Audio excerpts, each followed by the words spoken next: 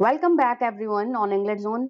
Here we are with a new video related to English literature. Yes, we are going to talk about the Prelude, which was a poem composed by William Wordsworth. And in this video, we are going to cover key points about the poem and all the 14 books included. That is the part of the Prelude composed by William Shakespeare. तो इन सब का discussion आज के इस important video में हम करेंगे. जो बुक्स 14 पार्ट्स में प्रिलूड डिवाइडेड है, 14 बुक्स में प्रिलूड डिवाइडेड है, उसका डिस्कशन आज के इस वीडियो में करेंगे. इसके साथ ही साथ की पॉइंट्स होंगे इस पोएम से रिलेटेड. वर्ड्सवर्थ की जो ऑटोबायोग्राफिकल पोएम है द प्रिलूड, उसके बारे में कुछ इंपॉर्टेंट फैक्ट्स जानेंगे आज के इस इंपॉर्टेंट क्लास में. तो आप सभी जल्दी से इसको शेयर कर दीजिए और अपने पेपर पेन के साथ में प्रिपेयर हो जाइए आज के सेशन से रिलेटेड कुछ इंपॉर्टेंट फैक्ट्स जानने के लिए. और इसके 14 बुक्स को आप जरूर नोट डाउन कर लीजिएगा अपने नोट्स में. ओके, तो चलिए स्टार्ट करते हैं with the first important fact जो है हमारा यहाँ पे. The prelude title is the poem. The title of the poem is the Prelude and the Growth of Poet's Mind. This is the subtitle of the poem. सबसे पहले आप ये जान लीजिए, ये सबटाइटल है इस important poem का. ठीक है, growth of a poet's mind. Exam में क्वेश्चन इससे रिलेटेड आ सकता है आपका कि what is the subtitle of the poem prelude, the prelude. तो वहां पे आप उसको ग्रोथ ऑफ पोएट्स माइंड बोलोगे. ओके, उस पर टिक करोगे. प्रिलूड का मतलब क्या होता है ये समझ लीजिए, प्रस्तावना. ठीक है, अब प्रस्तावना क्यों इसको दिया गया नेम, या इस पोएम को प्रस्तावना क्यों लिखा, इसके बारे में हम आगे बात करेंगे. लेकिन अभी आप ये इंपॉर्टेंट फैक्ट समझ लीजिए. ठीक है, वर्ड्सवर्थ का जो टाइम ड्यूरेशन था, अगर उसकी हम बात करते हैं तो वो हमारा 1770 से लेकर के 1850 तक का टाइम ड्यूरेशन, ये WW का टाइम ड्यूरेशन था, विलियम वर्ड्सवर्थ. ठीक है, तो ये आप इंपॉर्टेंट फैक्ट्स नोट डाउन कर लीजिएगा. अब चलिए कुछ इंपॉर्टेंट फैक्ट्स की बात कर लेते हैं. William Wordsworth 1770 to 1850, this is the time duration, वो मैंने ऑलरेडी आपसे डिस्कस कर लिया है. Began writing his autobiographical blank verse epic in 1798 and completed in the summer of 1805. ये एक इंपॉर्टेंट फैक्ट है, सबसे ज्यादा इंपॉर्टेंट है. इस द प्रिलूड पोएम से रिलेटेड जो कॉम्पोजिशन है, ऑटोबायोग्राफिकल पोएम है, उससे रिलेटेड है. इसको नोट डाउन कर लीजिएगा. और सबसे पहले नोट डाउन कर लीजिएगा कि विलियम वर्ड्सवर्थ का जो टाइम ड्यूरेशन था, बर्थ इनका हुआ था 1770 में एंड डेथ हुई थी इनकी 1850 में. ठीक है, ये था टाइम ड्यूरेशन. ये पोएम जो है ऑटोबायोग्राफिकल पोएम है जो कि ब्लैंक वर्ड्स में लिखी है. ठीक है, ब्लैंक वर्ड्स में लिखी है. 1798 में इसको लिखना स्टार्ट किया था किसने, वर्ड्सवर्थ ने, जिस ईयर में लिरिकल बैलेट पब्लिश हुआ है. इसके साथ ही साथ ये कंप्लीट कब हुआ है, 1805 में. ओके, तो ऑलमोस्ट इनका जो टाइम ड्यूरेशन था, ये एक कंप्लीट पोएम होने में इसके वॉल्यूम्स भी काफी आए हुए थे, 2 से 3 वॉल्यूम्स इसका आया हुआ है. तो ये कंप्लीट हुआ है 1805 में. 1798 में लिखा गया है, लिखना स्टार्ट किया है. बट ये पोएम पब्लिश नहीं हुई थी. कब तक पब्लिश नहीं हुई थी उसके बारे में हम आगे बात करेंगे. The poem was unknown to the general public until the final version was published 3 months after the Wordsworth death in 1850, and its present title was given to it by his widow wife Mary. Mary Wordsworth जो थी, इनकी widow wife, इनकी जो पत्नी थी, उन्होंने इस poem को 1850 में उनकी वर्ड्सवर्थ की डेथ के 3 मंथ्स बाद इस पोएम को पब्लिश करा और उसको क्या टाइटल दिया, द प्रिलूड. ठीक है, उसको टाइटल क्या दिया, द प्रिलूड टाइटल दिया गया है. किसके थ्रू दिया गया है, उनकी वाइफ, जो विडो वाइफ थी, मैरी वर्ड्सवर्थ. तो एग्जाम में क्वेश्चन ऐसा बन सकता है, who had given the prelude, title the prelude of this work of William Wordsworth, which is an autobiographical work. तो वहां पे मैरी वर्ड्सवर्थ का नेम जरूर होगा, आप उस पर टिक करिएगा. कब पब्लिश हुआ है, ये 1850 में पब्लिश हुआ है, तो इसको भी नोट डाउन करना है. ठीक है, अगला क्वेश्चन, अगला इंपॉर्टेंट फैक्ट हम डिस्कस करते हैं. The subtitle of the prelude is the growth of poet's mind. Autobiographical work है, इसीलिए इसको एक तरीके से जो सबटाइटल दिया गया है, उपनाम इसका जो दिया गया है, वो ग्रोथ ऑफ पोएट्स माइंड दिया गया है. आगे है, he never gave it a title but called it a poem to Coleridge. In his letter to his Dorothy sister Dorothy Wordsworth, अपनी सिस्टर डोरेथी वर्ड्सवर्थ को एक लेटर उन्होंने लिखा और उस लेटर में इस पोयम का जो ये लिख रहे थे द प्रिल्यूड, जो बाद में इसका टाइटल दिया गया उनकी वाइफ के थ्रू, उसको इन्होंने स्टार्टिंग में जब ये लिखना स्टार्ट किया था और इसको कंप्लीट जब हुआ, इसको कभी एक टाइटल नहीं दिया था, एक शीर्षक नहीं दिया था उस पोयम को, बस क्या लिखा था, पोयम टू कॉलरिज, क्योंकि कॉलरिज की इंस्पिरेशन से कॉलरिज ने मोटिवेट किया था वर्ड्सवर्थ को कि आप ऐसी एक पोयम, एक एपिक लॉन्ग पोयम बनाओ, एक लॉन्ग पोयम कंपोज करो। तो ये प्रिलूड थी, प्रस्तावना थी किसकी, अभी आगे हम बात करेंगे। Prelude was intended as an introduction to the more philosophical poem of the recluse, ठीक है। रेक्लॉस जो पोयम थी, द रेक्लॉस, ये बहुत ही एक एम्बिशियस पोयम थी। अगर हम बात करते थे, इसको लिखने का सोचा था कि रेक्लॉस में बनाऊंगा, उसको 3 पार्ट्स में डिवाइड करूंगा और प्रिल्यूड को क्या बताऊंगा, उसका इंट्रोडक्शन दूंगा, ठीक है। प्रिलूड जो होगा वो ये रेक्लॉस का इंट्रोडक्शन होगा, बट ये poem the recluse was never finished, जिसको वर्ड्सवर्थ ने कभी फिनिश नहीं किया। ये एक तरीके की फिलोसॉफिकल पोयम होने वाली थी, जिसमें philosophy of life, philosophy of death, इन सब के बारे में बात करने वाले थे विलियम वर्ड्सवर्थ। और इसको द प्रिल्यूड जो अभी हम पढ़ रहे हैं जिस पोयम के बारे में, जो ऑटोबायोग्राफिकल पोयम है वर्ड्सवर्थ की, इसको एक इंट्रोडक्शन के तौर पे इसको सोचा था कि मैं इस रेक्लॉस का इंट्रोडक्शन बनाऊंगा इस पोयम को, द प्रिल्यूड को, कि प्रिल्यूड भी एक लॉन्ग पोयम है और रेक्लॉस जब होगी तो उसके 3 पार्ट्स होंगे, तो ये बहुत एक लेंदी, बहुत लॉन्ग पोयम होगी, जैसे वर्ड्सवर्थ ने ये सोचा था कि जॉन मिल्टन ने जो पोयम लिखी है पैराडाइज लॉस्ट, उसके कंपैरिजन में ये बहुत ज्यादा लॉन्ग और बहुत लंबी पोयम होगी, एक एपिक पोयम होगी। बट रेक्लॉज एक ऐसा वर्क था जो कि वर्ड्सवर्थ के थ्रू कभी भी इसको फिनिश नहीं किया गया, सिर्फ इसका सेकंड पार्ट फिनिश हुआ था, उसका नेम था the excursion. The excursion was the name of that work, second part of the recluse, जो कि फिनिश हुआ था, कंप्लीट हुआ था। ओके, आगे बात करेंगे। The prelude is an extremely personal work, reveals many details of Wordsworth life. देखिए इसमें लिया गया है क्या कि इसका टाइटल जो दिया गया है, the growth of poet's mind, means एक कवि के माइंड का विकास क्या होता है, कैसे उसका ग्रोथ होता है, उसके बारे में बात हुई है।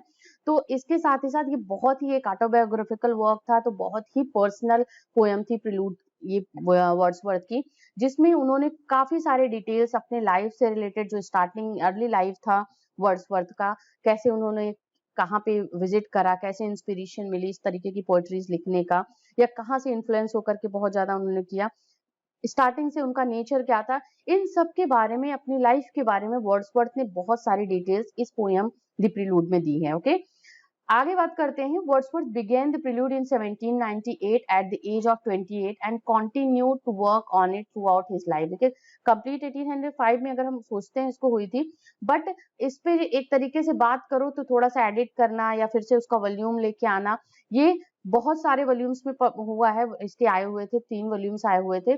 तो 1798 में स्टार्ट होकर के ये पोयम जो थी, ये इनकी लाइफ टाइम तक चली है ये पोयम की, मीन्स ये कभी, क्योंकि पब्लिश नहीं हुई थी टिल हिज डेथ, तो इसी वजह से इस पे कंटिन्यू एक तरीके का काम किया हुआ है वर्ड्सवर्थ ने इस पोयम द प्रिलूड को, जो एक तरीके से फाइनल वर्जन बनाने में। आगे है, there are 3 versions of the poem. पहला है 1799 का जो प्रिलूड था, called the 2 part prelude. Okay, इसमें 2 पार्ट्स थे जो 1799 में, वैसे ओवरऑल इसके 3 पार्ट्स थे, आप यहाँ पे ध्यान दीजिएगा, 3 वर्जन्स में ये पोयम पब्लिश हुई है। पहला जो हुआ था वो 1799 में हुआ था, जो यहाँ पे आया था इसका पार्ट, वो द प्रिलूड, उसमें 2 पार्ट्स थे, जो कि कंपोज हुआ है कब, 1798 से 1799 के मिड में, क्योंकि 1798 में इन्होंने लिखना स्टार्ट कर दिया था। इसके साथ ही साथ containing the first 2 parts of the later poems. Okay, the 1805 में जो आया था वो 13 बुक्स के साथ में आया था। यहाँ जो मैंने बताया ना, कंप्लीट किया था एक तरीके से इन्होंने अपना ये वर्क, तो 1805 में जो प्रिलूड था वो 13 बुक्स के साथ में आया था, और 1850 में प्रिलूड जो था पब्लिश हुआ था उनकी डेथ के बाद में 14 बुक्स में, ठीक है। तो 1850 में कंप्लीटली ये कंप्लीट बुक के फॉर्म में, यहाँ पे मैं मेंशन कर दे रही हूँ, complete book form with 14 books It was published in the year 1850. Okay, 1850 में ये completely अपने जो थर्ड इसका वर्जन था उसमें ये कंप्लीट 14 बुक्स के साथ में विलियम वर्ड्सवर्थ की डेथ के बाद, इनके 3 months after the death of William Wordsworth, Mary Wordsworth has published this poem, the Prelude, and given this poem a title Prelude, which was before that called poems to letters to Coleridge या poems to Coleridge, ऐसा था कुछ इस पे। आगे बात करते हैं, Wordsworth pays tribute to Coleridge in his introduction to the edition of 1850 work is addressed to a dear friend and most distinguished or his knowledge and genius, and to whom the author's intellect is deeply indebted। ये एक dedication था Wordsworth का, किसके लिए? Coleridge के लिए, जिसके साथ उन्होंने कोलैबोरेशन में लिरिकल बैलेट्स पब्लिश करी थी। और इंस्पिरेशन अगर आप कह लो तो प्रिलूड का जो इंस्पिरेशन था और रिक्लॉस का इंस्पिरेशन था वो वर्ड्सवर्थ को कॉलरिज ने दिया था, इंस्पायर किया हुआ था। तो उसके इंट्रोडक्शन में जो 1850 का एडिशन आया था उसके इंट्रोडक्शन में उन्होंने ट्रिब्यूट करते हुए उसको भी ऐड करा गया है उस टाइम में।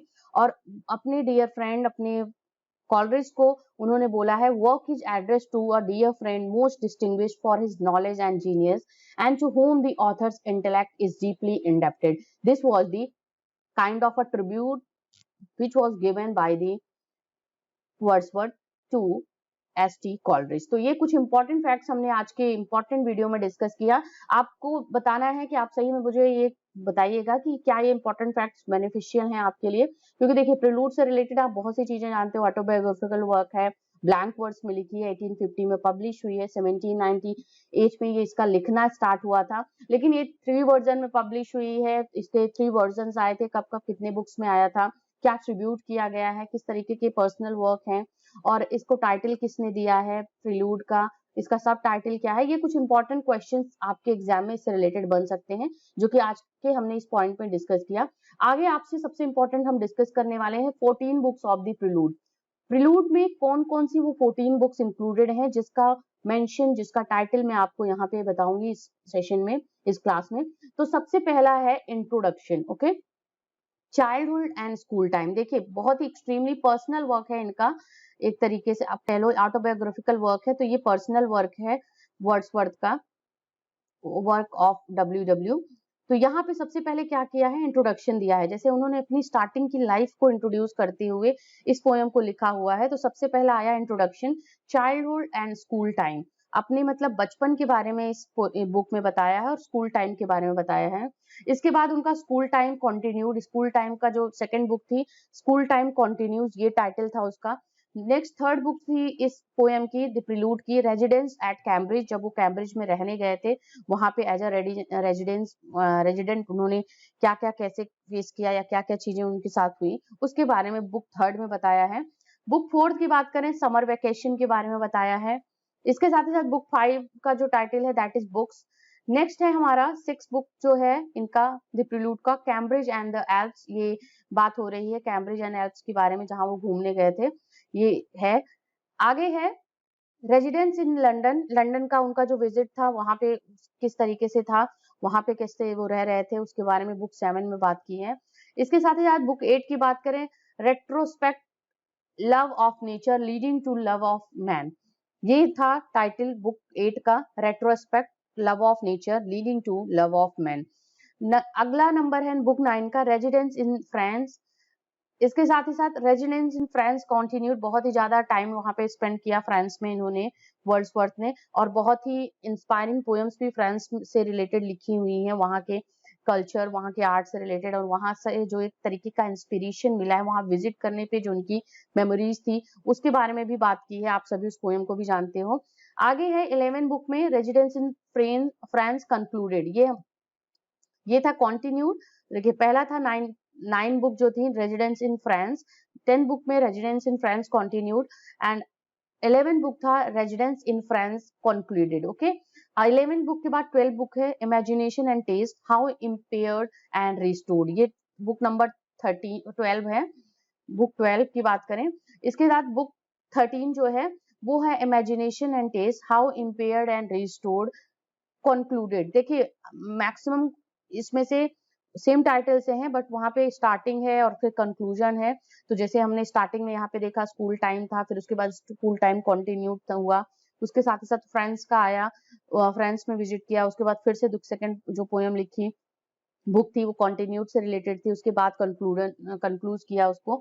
और इसके साथ साथ बुक 14 जो है उसका टाइटल था कंक्लूजन। तो इंट्रोडक्शन से स्टार्ट होकर के कंक्लूजन तक के टाइम को जो बुक में उन्होंने डिवाइड किया है 14 बुक्स में, वो अपनी होल लाइफ को जो अभी तक उन्होंने फेस किया हुआ था, जो देखा था अपनी डेली लाइफ में, और अपने जो डे टू डे लाइफ की बातों को कैसे इंस्पिरेशन मिली, किस तरीके से उन्होंने पोएम्स लिखी, जहां-जहां उन्होंने विजिट किया उसका एक्सपीरियंस क्या था, इन सब के बारे में love of nature, love of man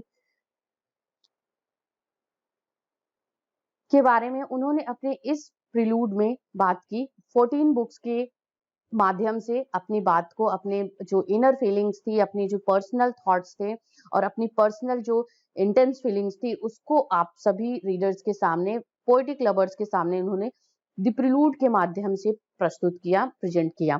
तो ये इंपॉर्टेंट बुक्स का जरूर आप नोट डाउन कर लीजिएगा, जो यहाँ पे मैंने आपको बताया है, स्क्रीनशॉट ले लीजिए। और इसके साथ ही साथ फ्रेंड, यहाँ पे आज इस प्रिलूड का हम कंक्लूजन करते हैं, इस वीडियो का एंड करते हैं। आपको क्लास कैसी लगी जरूर मुझे मेंशन करिएगा। इसके साथ ही साथ जरूर नोट डाउन कर लीजिएगा सभी इंपॉर्टेंट फैक्ट्स को अपने नोट्स में। इवन आप बहुत से फैक्ट्स को आप ऑलरेडी मेमोराइज होगा, जो नहीं मेमोराइज होगा उसको तो नोट डाउन कर लीजिए। और इस 14 बुक्स का आप एक जरूर स्क्रीनशॉट ले लीजिए या नोट डाउन कर लीजिए। चलिए, कुछ और इम्पोर्टेंट कंटेंट के साथ में इंग्लिश लिटरेचर से रिलेटेड हम आपसे फिर से रूबरू होंगे। और कल हमारी क्लास होगी 11:15 पे, जो कि इंग्लिश लिटरेचर से रिलेटेड होगी। यूपी टीजीटी पीजीटी का प्रैक्टिस टेस्ट कर रहे हैं, प्रैक्टिस टेस्ट नंबर 12 होगा, और कल 11:15, ओके 11:15 आप हमारे साथ जरूर कनेक्ट रहिएगा एएम पे लाइव क्लास के लिए, for live class, okay. Tomorrow मैं यहाँ पे मेंशन कर दे रही हूँ, क्या डेट है, 15 of July 2022, okay 15 of July 2022 कौन सा क्लास होगी, लाइव क्लास होगी, प्रैक्टिस टेस्ट 12 हम डिस्कस करेंगे उस में, ठीक है।